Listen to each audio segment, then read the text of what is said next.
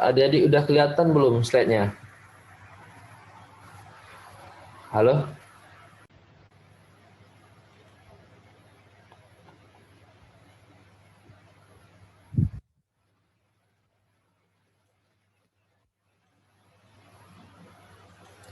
Halo, adik-adik, jadi adik, bukan jaringan, ya? Slide-nya udah kelihatan belum? Belum, Pak. Oh belum ya, oh stop share lagi. Pak. Ini nanti pas 11.17 kabari saya, maksudnya Pak udah mau habis Pak, karena kan saya kalau udah slideshow nih nggak nampak lagi jamnya. Tolong kabari ya. Udah kelihatan belum nih slide-nya? Belum, Hah? belum. Belum, Belum? Pak. Belum, Mbak. Belum, Pak. Aduh. Artinya Belum, belum. Pak. Oke, kita ulang share aja. Ada aja nih. PPT 12.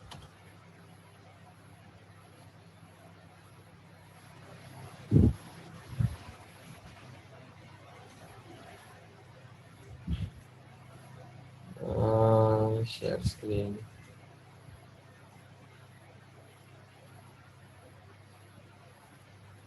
Udah kelihatan belum? Belum Sudah, session. Pak. Udah ya. Berarti kita Loading, Mbak. wah, udah kelihatan belum? Loading mungkin ya. Masih Gimana loading. udah? Masih loading, tapi Udah, nggak apa. Pak. Udah kan? Nah, kita mulai aja ya. Jangan lupa ingatin ya kalau udah jam 11.17 ya. Sudah, Pak. Udah, Pak. Oke, sini kan sekarang apa namanya? Materi berikutnya itu entry data pada domain sosial ekonomi. Nah, jadi kita akan mengentry data tuh di sektor sosial ekonomi perikanan ke metode pendekatan perikanan ekosistem nih ya. Kemudian manfaatnya adalah materi ini penting bagi mahasiswa untuk dapat menganalisis dan mengevaluasi performa pengolahan perikanan pada domain sosial ekonomi. Maaf nih, aduh, di zoom kalian kelihatan nggak ada pesan? Mohon maaf Bapak Ibu, jam 11 ada pergantian sesi kuliah. Muncul nggak? Di laptop saya muncul terus. Jadi kan saya akan ingat, pokoknya nanti kita 11.19 keluar lah nanti. Tapi kita lanjut terus nih. Nah, jadi intinya tuh tadi kan udah domain penangkapan, domain ekologi atau apa, kali ini dia menganalisis sosial tuh maksudnya lingkungan sosialnya ataupun perekonomiannya seperti apa. Kali ini kita bahas tentang ekonomi yang tetapnya, maksudnya lebih ke ekonomi. Kacau kali ini jaringan. Ini pasti nggak nampak lagi. Bentar, share lagi. Aduh.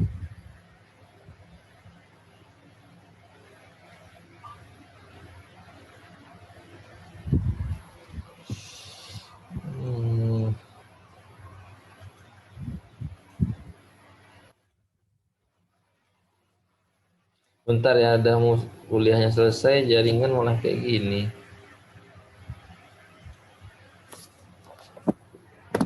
Udah kelihatan slide-nya? Slide-nya dan apa? Udah, Pak. Ya.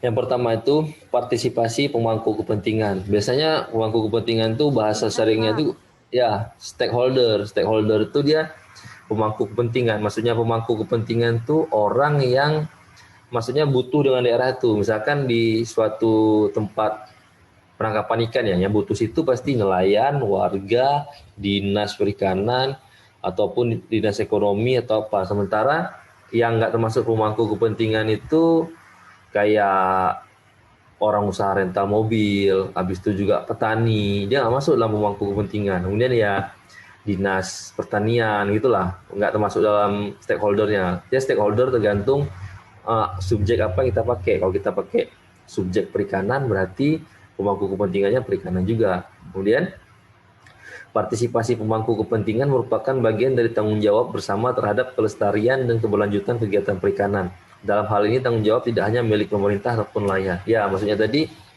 kalau ditanya sama orang, stakeholder di bagian perikanan yang mana tuh? Cuma jelaskan lagi, stakeholder bagian mana nih? Yang penangkapan di TPI atau yang bagian eh, pengolahan? Oh, kita stakeholder bagian penangkapan. Oh, udah pasti nelayan. Habis itu juga dinas, syah bandar, orang TPI, masyarakat sekitar. Nah, itu stakeholder utama atau panglima laut lah. Tapi kalau yang lain itu dia misalkan apa ya contohnya perikanan juga ya.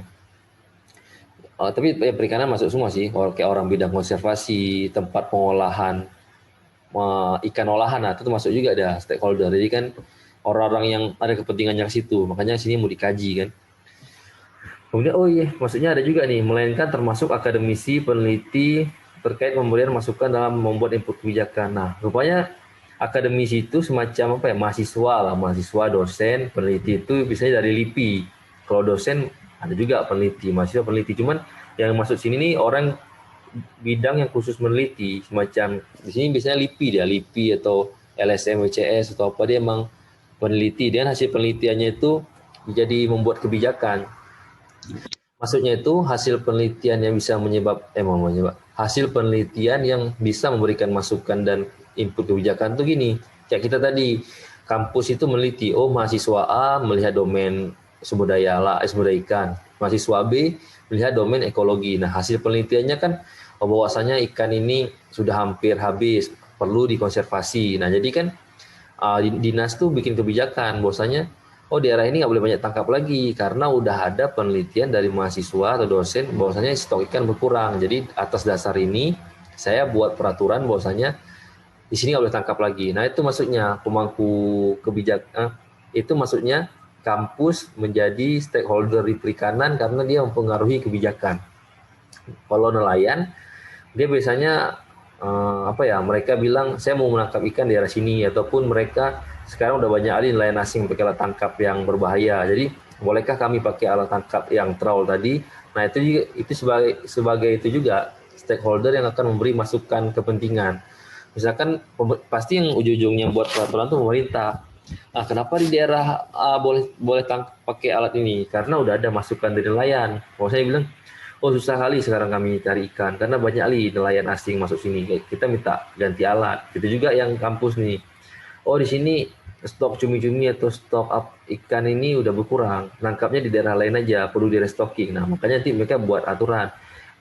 Perlu dianggarkan dana untuk membeli bibit cumi-cumi atau membeli bibit ikan apa gitu yang kecil-kecilnya untuk ditebar di daerah tersebut, dan daerah tersebut jangan ada penangkapan dulu buat biar ikannya banyak. Nah, itu ya inti dari domain sosial di sisi stakeholder. Nah, itu nanti kalau orang tanya apa fungsi akademisi di dalam mengambil kebijakan. Kemudian termasuk juga perlu adanya sinergitas itu kayak kerjasama ya dari berbagai sektor dan kerjasama dengan kepala adat itu kayak panglima laut ya atau agama bisa juga sih, di mana keberadaannya sangat dihormati dan dihargai oleh masyarakat setempat.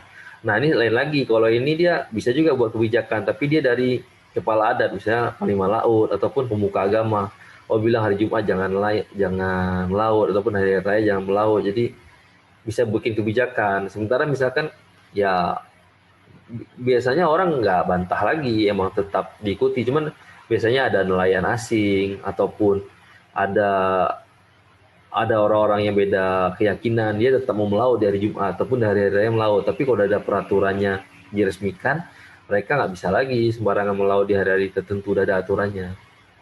Nah, metode pengumpulan data adalah pencatatan partisipasi dilaksanakan secara kontinu sesuai dengan pentahapan pengelolaan perikanan. Jadi dia kita lihat catatan yang ada di laporan di Panglima Laut atau di dinas kemana kan, karena ini kan lebih ke sosial, cakupannya lebih luas. Kalau yang TPI tadi khusus ikan, tapi kalau Panglima Laut sama dinas dia lebih luas. Kemudian evaluasi dari pencatatan dilakukan setiap tahapan dan siklus pengolahan. Kemudian dari catatan ini juga catatan akademisi atau LSM, dilihat dia kayak mana sih aktivitas sosialnya, domain sosial lah, kayak mana sih aktivitas masyarakatnya gitu. Di sini kriterianya adalah partisipasi pemangku kepentingan pada domain sosial memiliki bobot 40% dengan densitas 30. Nah, di sini kriterianya bernilai 1 dari apabila kurang dari 50%. Nah, di sini maksudnya tuh tahu dari mana nih kriteria pemangku kepentingan pada domain sosial lebih besar daripada 50%. Ini dilihat dulu kegiatannya. Ada beberapa nih kegiatan ataupun untuk pengambilan keputusan lah. Oh, misalkan kita ada bukan bersih pantai sih, kayak ada sosialisasi kepada nelayan, bahwasanya alat tangkap ini dilarang digunakan. Kemudian ada sosialisasi apa, pembinaan istri-istri nelayan atau apa. Nah, dilihat partisipasi mereka itu sampai pada setengah nggak? Oh, mereka cuma ikut setengah kegiatan. Misalkan ada 10 kegiatan, mereka tuh ikut cuma 3, berarti kasih nilai 1. Misalkan dari 10 kegiatan tahun ini mereka ikut 7, oh berarti kasih nilai 3. Nah, gitu dia. Seberapa besar partisipasi stakeholder. Nah, partisipasi nanti pas kalian ke lapang itu jangan pikir ngasih sumbangan dana, nggak mesti. Kadang dia mengasih saran, ngasih mungkin peralatan ataupun ilmu, itu termasuk partisipasi. Lanjut, konflik perikanan. Adanya konflik perikanan akan menghambat pembangunan serta akan dengan cepat merusak ekosistem dan sumber daya. Nah, maksudnya itu kalau ada konflik-konflik ya. Konflik ini misalnya antar nelayan ya. Kalau ada konflik ini dia bikin suasana penangkapan nggak tenang lah. Mungkin ya tidak tidak enak lah. Kita pergi melaut tidak enak. Kalau moodnya nggak bagus, was-was, kita juga mempengaruhi kita menangkapnya. Tertekan lah, suasana hati nggak enak kan, jadi agak susah ya. Nah, konflik-konflik ini dia biasanya didasari dengan ketidakadilan dalam penentuan tempat. Misalkan tadi di satu tempat ya, di sini penentuan zona tuh misalkan biasanya dari pemerintah provinsi ataupun pemerintah pusat. Nah, di daerah sini, kenapa di daerah provinsi A semua daerah perairannya itu boleh untuk ditangkap? Kenapa di provinsi kami banyak kawasan konservasinya, jadi area tangkap kami itu berkurang, ataupun dengan area tangkapnya berkurang, mereka sebagian ya nggak protes kan, udahlah biarlah daerah tangkapan kita berkurang. Tapi sebagian lain dia malah nangkap di daerah provinsi lain, misalkan nelayan provinsi A nangkap di provinsi B. Nah, disitulah terjadinya konflik. Nah, kenapa kalian nangkap di tempat kami? Sementara kan alasannya karena daerah kami kebanyakan tempat konservasi, kebanyakan tempat wisata, kebanyakan tempat pengolahan. Jadi kan nggak boleh banyak nelayan. Nelayannya harus tangkap di daerah jauh. Nah, itu dia yang disebut nelayan tidak adil. Kalau bisa jumlah perairannya tuh harus mengakomodir jumlah nelayan yang ada. Nah, itulah makanya. Kemudian metode pengumpulan data, arahan pengumpulan data konflik adalah setiap semester maksudnya 2 kali setahun atau sesuai musim. Nah, situ dilihat. Nah, bobot konflik ini 35%. Kriteria konflik itu misalkan ada konfliknya nilai 1 kalau 5 kali setahun. Maksudnya banyak di konflik. Kalau dikasih poin 3 itu apabila konfliknya cuma setahun 2 kali. Kalau misalkan konfliknya setahun sekali ya nilai 3 juga, nggak dikasih nilai 4 karena metodenya seperti ini. Kemudian pemanfaatan pengetahuan lokal dalam pengolahan sumber daya ikan, termasuk dalamnya TEK, teknologi ini lah semacam ecological, sebenarnya local wisdom sini artinya traditional ecological knowledge atau local wisdom. Jadi kan masyarakat itu dia kayak lebih tahu dibandingkan kayak bisa kalian lihat sendiri lah, misalkan saya ngasih teori nih dari awal sampai habis, sementara si nelayan tuh atau orang lokal tuh misalkan di antara kalian tuh ada warga pesisir atau udah sering di pesisir atau sering nangkap, pasti bilang oh agak beda dengan Bapak ini bilang kayak gini, sementara kenyataannya beda lagi, ataupun ada suatu hal yang Bapak ini belum tahu atau siapa belum tahu. Nah, itulah kita perlu mengetahui ilmu yang lebih baru dari mereka. Cuman dari sini kita diajarkan juga dengan kita datang ke sana, bukannya kita mengajari mereka atau apa, tapi sini aja sudah jelas kita ingin mengetahui apa yang mereka tahu tentang sumber daya pesisir tuh. Jangan-jangan mereka mengetahui lebih jago pada kita, ataupun bukan lebih jago sih, mengetahui hal yang lebih baru daripada kita, ataupun mereka sama kemampuannya seperti kita. Nah, jadi kita ingin lihat ininya ya.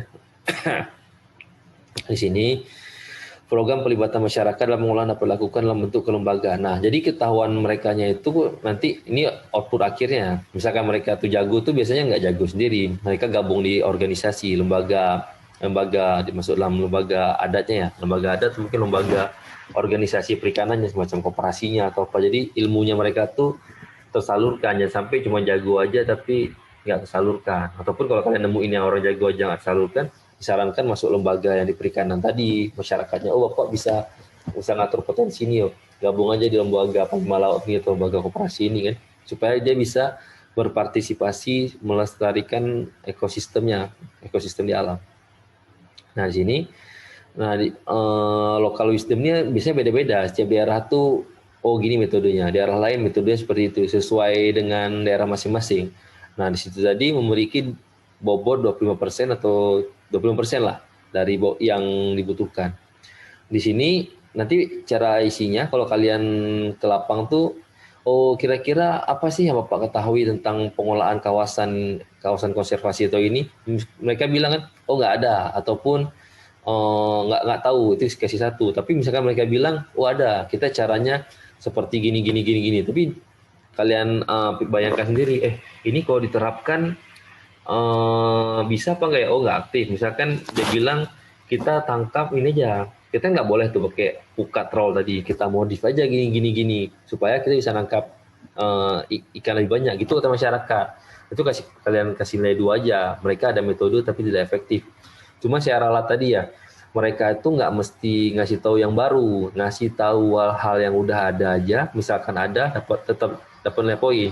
Misalkan mereka ada ngasih tahu kan, oh kita nggak, misalkan kalau kita buat rumpon, jangkarnya, pemberatnya jangan merusak terumbu karang gitu deh. Mereka bilang, oh itu kalian kasih nilai poin 3. Mereka tuh ibaratnya udah tahu lah ilmu-ilmunya, walaupun kita juga udah tahu. Ibaratnya mereka tuh ada jawaban, nggak mesti jawaban itu yang baru yang kita nggak tahu. Asal ada aja jawaban, asal kita tahu dan jawabannya cocok, masuk akal, ataupun emang betul, dikasih poin 3. Tapi kalau yang nggak betul, kayak nomor 2, ya kasih poinnya 2 aja. Masih ada sebentar lagi ya. Nah, kemudian kepemilikan aset. Definisinya lah perubahan nilai jumlah aset usaha rumah tangga perikanan RTP merupakan aset usaha perikanan atau aset rumah tangga perikanan. Di sini penting untuk mengetahui tingkat kesejahteraan lain tentunya berbeda antar setiap lokasi maupun jenis kepemilikan kapal atau armada penangkapan. Nah, maksudnya itu asetnya tuh aset kapal, habis itu berapa orang karyawannya. Jadi bisa tahu kelompok A asetnya segini, kelompok B anak buah kapalnya segini. Jadi itu ada perbedaannya, jadi nggak sama rata dan bakal kita masukkan ke dalam salah satu entry penilaian. Caranya itu di sini ada survei terhadap RTP rumah tangga perikanan. Jadi biasanya kalau per kapal lah dilihat, misalkan ataupun per pengusaha. Oh ini bukan per kapal. Kalau per kapal dia takutnya satu kapal pengusahanya beda, mungkin diminta data dulu sama dinas ataupun sama Panglima Laut. Misalkan bapak A, dia punya 2 kapal, itu berapa anak buahnya? Ada 3, bukan 3 pasti ada 20. Yang bapak satu lagi kapalnya cuma 2, anak buahnya segini. Bapak satu lagi kapalnya 1, anak buahnya segini. Nah kepemilikan aset nih bobotnya 45%. Nah misalkan dikasih nilai 1 jika aset berkurang lebih pada 50%. Oh ini kita lihat data dari sebelumnya ya. Apakah aset dia berkurang atau aset tetap atau aset bertambah. Kalau aset ini, kalau kita datangnya sekarang, kita nggak tahu aset dia bertambah atau siapa nih? Saya dari Gimana? host FP, Pak. Oh host Epic ya, udah selesai ya. Oke. Saya penutupan lu ya sekitar 2 menit ya, bentar ya. Habis itu saya izin keluar. Nih, ini karena udah ada peringatan dari Epic, ini saya jelasin terakhirnya 2 menit. Dikasih nilai 3 kalau asetnya Saya dari itu. host FP, Pak. Mohon maaf. Halo, Pak. Iya. Ini kan ada pergantian sesi. Iya. Bapak mau lanjut kuliah atau Oh, enggak lanjut, cuman lanjut kuliah Bapak nanti bisa dilanjutkan pas ganti sesi. Iya, cuman mau nambahin satu menit aja, tanggung 1 slide terakhir nih. Bentar ya. 1 slide aja. Oh, Nah, boleh. ya, Boleh karena Pak, lanjut aja dulu Pak kalau begitu. Oke, makasih. Nah, maksudnya tuh kalau dia nanti asetnya tuh bertambah, misalkan dia ada tambah kapal, tambah anak buah, dikasih poin 3. Misalkan asetnya tuh berkurang, dikasih poin 1. Cuman nambah, misalkan kalian datang pada saat sekarang, misalkan nggak ada data terdahulu, tanya aja sama si pengusaha tuh. Tapi misalkan kalian ada data berapa tahun sebelumnya, buka aja data tuh tanpa kalian tanya sama yang bersangkutan. Lihat dari data dinas ataupun data dari Panglima Laut, atau kalian tanya aja sendiri. Cuma kalau tanya sendiri beresiko mereka nggak ingat. Nah gitu. Oke, kayaknya materi hari ini sampai di sini aja ya. apa nih? Assalamualaikum Pak, mau baterai HP Mario. Oh Mario habis baterai ya. Oke, nggak apa-apa. Ini kita simpan itu bukti ya. Oke, mata kuliah hari ini sampai di sini aja. Slide yang pertemuan ke-12 ini nanti kita jelasin lagi di pertemuan berikutnya ya. Kita sambung sambil jelasin materi berikutnya. Oke, saya juga terima kasih kepada kalian yang telah ikut perkuliahan hari ini dan saya juga mohon maaf apabila ada kesalahan pada saat pengajaran atau tutur kata yang salah. Sekian dari saya. Assalamualaikum warahmatullahi wabarakatuh. Waalaikumsalam.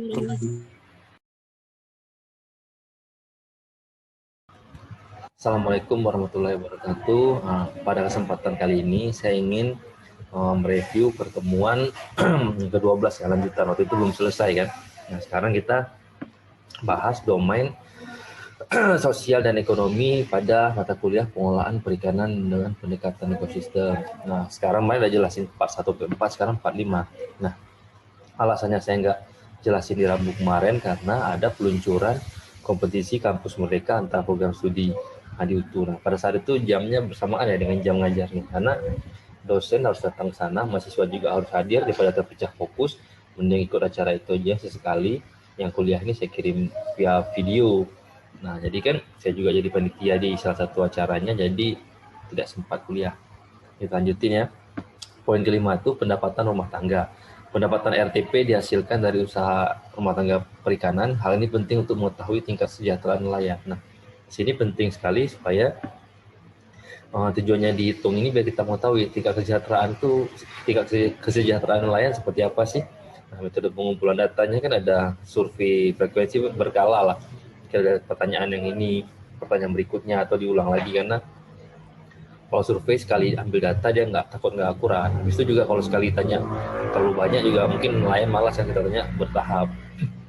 Itu juga pengumpulan data pendapatan. Nah, pengumpulan data pendapatan ini nggak bisa sekali ambil, dia bisa ambilnya mungkin 2 kali pada saat jumlah tangkapannya lagi banyak atau pergi musim jumlah tangkapan sedikit. Jadi biar tidak salah menentukan hasilnya. Karena kalau kita beda waktu pengambilan, beda juga hasilnya. Jadi tidak bisa disamaratakan. Kemudian dia memiliki bobot sekitar 30%. Kemudian nilainya itu ya diberi skor 1 apabila pendapatannya kurang dari rata-rata UMR. Nilai 2 jika rata-rata UMR dan nilai 3 jika lebih besar dari UMR. Nah, ini jelas ya bagian ini. Kemudian poin ke-6, rasio tabungan, saving ratio. Di sini definisinya menjelaskan tentang rasio tabungan terhadap pendapatan bersih. Nah, ini penting untuk mengetahui tingkat kesejahteraan. Ini sama dengan yang tadi, sama-sama untuk mengetahui tingkat kesejahteraan, tapi cara pengukurnya beda. Kalau yang pertama tadi mengetahui pendapatan, kalau yang ini dia mengetahui yang jumlah ditabung. Tapi cara ambil datanya tetap sama. Survei berkala, kemudian berdasarkan musim, karena kan pada saat lagi banyak tangkapan mungkin banyak nabung, ataupun sedang tidak banyak tangkapan tidak menabung. Kategorinya di 25, enggak, poin tadi kan 30 karena pendapatan kan poin utama, tapi kalau tabungan ini kan bukan yang utama. Nah, di sini dinilai 1 jika kurang dari bunga kredit pinjaman. Sini itu misalkan tabungan dia 400 tapi kredit pinjamannya nih 500.000, jadi kan lebih besar pinjaman dari tabungan. Nah, misalkan yang berikutnya itu sama dengan kredit pinjaman. Misal kredit 500, tabungan 500. Yang 3 ini misalkan tabungannya 700.000, kredit pinjaman 500. Jadi ada surplus 200. Misalkan nggak ada kredit pinjaman, ya 50.000 atau 100.000 dia bakal lebih besar pada kredit pinjaman lah ibaratnya. Jadi poinnya 3 juga.